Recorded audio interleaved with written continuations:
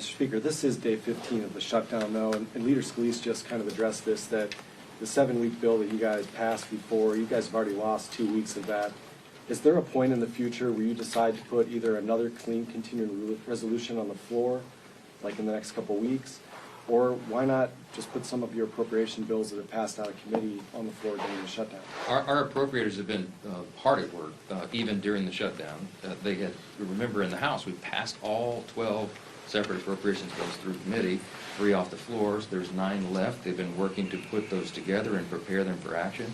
And whether or not they're all collected here in D.C. or they're working individually at home as a group, you know, we have lots of means of communication right now. So the appropriators are working not just among colleagues in the chamber, but chamber to chamber. So it's a bipartisan discussion that's been going on.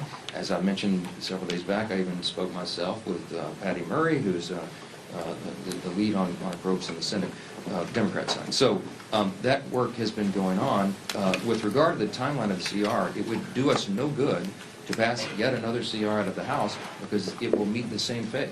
Chuck Schumer and the Senate Democrats want to close the government down. They are gleeful about this. They are happy the troops are suffering all this pain, apparently, because they just voted now 9 times collectively.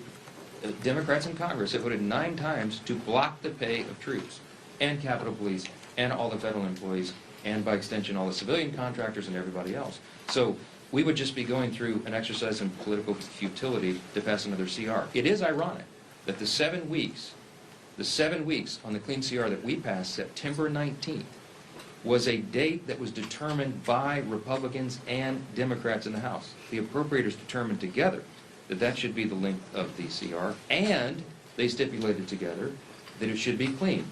The Democrats at the time said, please don't put any Republican priorities on that so that we can all do this in good faith. And we didn't.